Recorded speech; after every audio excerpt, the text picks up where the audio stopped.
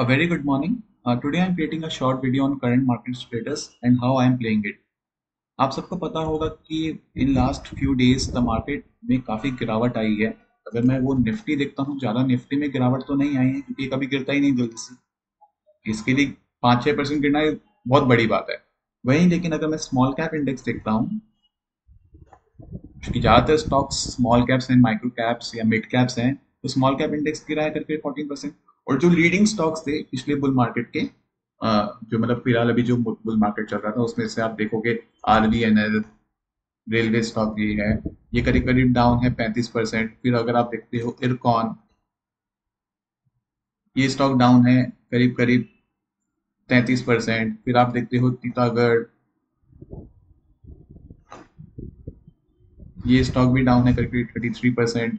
और देखते हो आप NBCC, तो ये स्टॉक भी डाउन है करीब करीब 38%। और हमेशा ऐसा ही होता है, जब भी ये स्टॉक्स काफी ज्यादा बढ़ जाते हैं उसका इतनी गिरावट आना नॉर्मल है। लेकिन अब गिरावट तो आ चुकी, अब यहाँ से क्या और गिरेगा या नहीं गिरेगा वो तो नहीं पता किसी को भी। क्या यहाँ से मार्केट और गिरेगा या नहीं गिरेगा ये तो नहीं पता। लेकिन आप सबको याद होगा कि मैंने एक वीडियो बनाया था, how I time markets to invest in mutual funds, और उसमें मैंने बताया था मार्केट कैसे चलती है। ऊपर जाती है, फिर वापस नीचे आती है, फिर वापस ऊपर जाती है, फिर वापस नीचे आती है, फिर वापस ऊपर जाती है, फिर वापस नीचे आती है। एंड हम लोग को कहाँ बाय करना है? यहाँ पर, नीचे वाले पार्ट में। अगर हम लोग को लॉन्ग टर्म इन्वेस्टमेंट्स करना है तो हम लोग कहाँ करेंगे? यहाँ थोड़ी ना करेंगे, यहाँ करेंगे, है ना। और इसके लिए मैंने आपको एक कंडीशन बताया था कि मैं एक शीट बनाता हूँ म्यूचुअल फंड परफॉर्मेंस, उसमें मैं हर डेट वाइज लिखता हूँ number of stocks which are above 40-day moving average and number of stocks which are below 40-day moving average, और उनका सिंपल रेशियो निकालता हूँ। और उसमें मैंने कहा था कि जब भी ये रेशियो 20% से नीचे जाता है, that is a good time कि मैं बोल सकता हूँ कि हाँ, एक मार्केट में बॉटम प्रोबेबली बन चुका है। और ये मैं किस बेसिस पे बोल रहा हूँ? Based on history. अगर आप जाके देखोगे, नीचे जाते हो, इन 2023 जब ये 23/12/2022 मतलब करीब करीब दिसंबर में, ये देखो 20% के यहाँ आसपास आया, और ये मार्च में भी करीब करीब 20% से नीचे आया था। अगर वही पीरियड आप देखते हो मार्केट में, तो वो पीरियड कुछ नहीं है, वो ये वाले जोन है, यहाँ पर। अब यहाँ पर अगर मैं लॉन्ग टर्म इन्वेस्टमेंट्स करता हूँ, अपना लमसम अमाउंट करता हूँ, तो देर इज अ प्रोबेबिलिटी कि मैं ये मूव खा पाऊँ, ये मूव मेरा हो सकता है, पॉसिबिलिटी है। वापस अगर मैं और नीचे जाता हूँ तो आप देखोगे 2022 में एक बॉटम बना था 24/2/2022। तो 24/2/2022 में जाता हूँ तो वो बॉटम यहाँ है,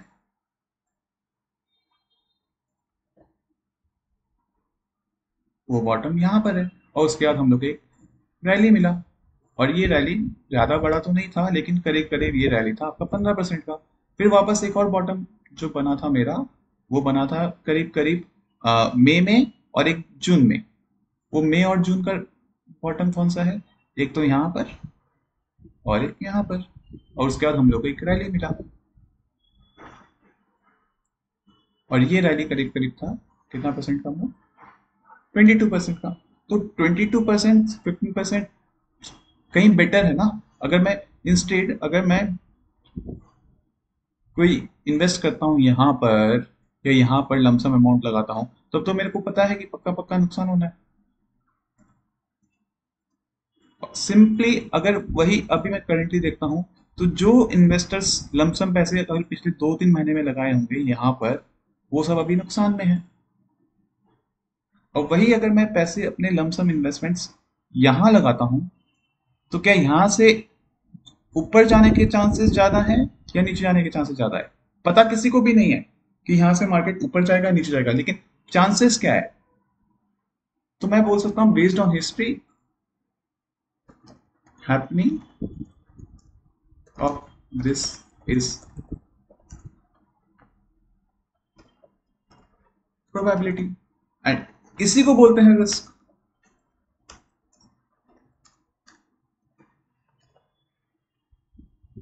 यही तो रिस्क है मार्केट में, और क्या रिस्क है? और बाई चांस यहाँ से सपोज विद टाइम नीचे भी चल जाता है तो भी कोई दिक्कत नहीं है, तो भी कोई दिक्कत नहीं है, क्योंकि अपने को वापस एक अपॉर्चुनिटी मिलेगा, है ना। तो so this is where I am buying my ETS, mutual fund, ULIPs, etc. For my long term investment. This is the one way of entering the market. The second way of entering the market is buying stocks, क्योंकि मैं directly stocks ही खरीद लूं. So the second way of entering the market is directly buying stocks. और सब कोई ज्यादातर buying stocks में बहुत ज्यादा इंटरेस्टेड है, जबकि ये सबसे डिफिकल्ट है इस पूरे मार्केट का, क्योंकि इसमें मैनेजर आप हो, पूरा मैनेज आपको करना पड़ेगा. लेकिन मैं आपको एक गाइडेंस दे रहा हूँ कि मैं कैसे यूज करता हूँ, मैं कैसे बाय करता हूँ स्टॉक्स की. मेरे पास अभी भी थोड़े पोजीशंस हैं, वो मैं दिखाऊंगा आपको. तो अगर आप देखोगे, आप सबको पता है कि पिछले एक साल में मार्केट ऊपर गया है, आपके इस पोर्टफोलियो भी काफी गुना बढ़े होंगे, 60-70% स्टॉक्स देखे होंगे आप कितने ऊपर गए हैं. तो उसके पीछे सबसे बड़ा रीजन पता है आपको क्या है? कि आपके सपोर्ट में मार्केट था. ये मार्केट ऊपर गया है इसीलिए स्टॉक्स ऊपर गए हैं. अदरवाइज आपको पता है पिछले एक महीने में क्या हो रहा है आपके पोर्टफोलियो में. तो मार्केट का बैकिंग होना बहुत जरूरी है to make money in stock market. तो इसके लिए मैं सिंपल एक मेथड यूज करता हूं, बहुत ही सिंपल मेथड है. मैं चेक करता हूं price is above 10-day MA, price is above 20 MA, and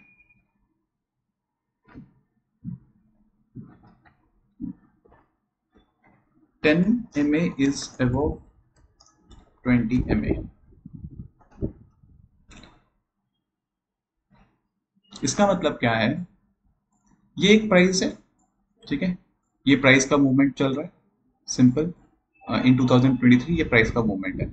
अगर इसमें मैं 20 डे का मूविंग एवरेज लगा देता हूं तो आपको दिख रहा होगा यहाँ पर एक ऑरेंज लाइन आ जाएगा. अभी ये आपको देखो ऑरेंज लाइन दिख रहा है.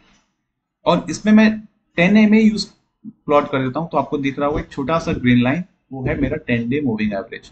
और मैं क्या बोल रहा हूं कि मैं मानता हूं मार्केट कब अप ट्रेंड में है, जब ये प्राइस, ये मेरा जो ब्लू लाइन है प्राइस, ये ऊपर है अपने 10 डे मूविंग एवरेज से, अपने 20 डे मूविंग एवरेज से, and 10 day moving average is above 20 day moving average. और इसीलिए पिछले एक साल से पैसे बन रहे हैं, क्योंकि ये मार्केट ट्रेंडिंग है, ये मार्केट ऊपर जा रहा है, इसलिए स्टॉक्स भी ऊपर जा रहे हैं. लेकिन पिछले कुछ दिनों से, मतलब 2 हफ्ते 3 हफ्ते से आप देखोगे, ये देखो यहाँ पर मैं प्राइस को हाइड कर देता हूँ, यहाँ पर हाइट, ठीक है. ये देखो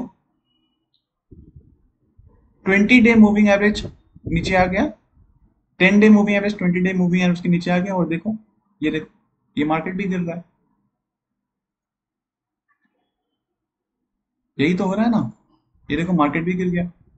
तो मार्केट में पैसे कमाने के लिए सबसे इंपॉर्टेंट है कि मार्केट का बैकिंग होना और मार्केट ऊपर जाने का. लेकिन अगर जब मार्केट बैकिंग नहीं रहता है तो आप कितने भी स्मार्ट हो जाओ, आप कितने भी टैलेंटेड हो जाओ, ये मार्केट जल्दी से पैसे नहीं देगी. और इस वक्त सबसे इंपॉर्टेंट है कि आपको अपना कैपिटल प्रोटेक्ट करना है. और इसीलिए राइट नाउ ये मार्केट, अभी मैं क्या बोलूं, ये मार्केट अभी डाउन ट्रेंड में है या अप ट्रेंड में है? अप ट्रेंड में होगा तो कोई बात नहीं, ये ऊपर धीरे धीरे जाएगा, थोड़ी देर बाद में ले लेंगे, 10 दिन बाद में ले लेंगे, लेकिन ये ऊपर तो जाएगा ना अगर ये मार्केट को ऊपर जाना है. लेकिन मेरा ऑब्जेक्टिव यहाँ पर क्या है, is to protect my capital. The most important, जो मैंने पैसे कमाए हैं उसे प्रोटेक्ट भी तो करना पड़ेगा, क्योंकि वापस मार्केट तो ऊपर जाएगा वो तो मुझे पता है, लेकिन कब जाएगा वो नहीं पता. लेकिन उसके लिए मेरे को अपने पैसे भी तो बचाने हैं. और इसीलिए मैं अपना, मैं बहुत ही स्मॉल ट्रेड कर रहा हूँ. एंड मेरे पास अभी फिलहाल 2 पोजीशंस है. एक C8 करके स्टॉक है, अभी आज ही मैंने लिया है 2470 पे, एंड एक केल्टन टेक करके है जो मैंने कल लिया था एट 96.5. ये सिर्फ आज का कोई लॉसेस वगैरह है, लेकिन this is how I'm trading. I'm trading very small right now in stocks, but here what I'm going to look, I'm going to look for some opportunities to build my long term portfolio, not stocks. अभी stocks में देरी है, stocks में अभी time है, क्योंकि अभी मुझे नहीं पता कौन से स्टॉक्स ऊपर जाएंगे।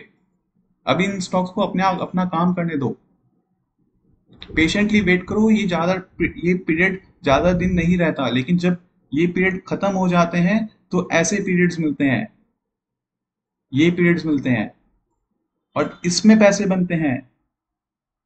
बाकी टाइम में आपको पैसे बचाने हैं। तो जो मेरे से पूछ रहे हैं कि टेल मी योर पिक्स, अभी कोई पिक्स नहीं है। अभी बस साइड साइड में बैठना है, अपने कैपिटल को बचाना है। बस थोड़ा बहुत कुछ मिले तो ठीक है, नहीं मिले तो भी कोई बात नहीं, छोड़ दो। क्योंकि जब ये फेज आएगा तो यहाँ पैसे बनते हैं और खूब बनते हैं, खूब। ठीक है, तो अगर आपका कोई क्वेरी हो तो आप मेरे को मैसेज कर सकते हैं। Thank you.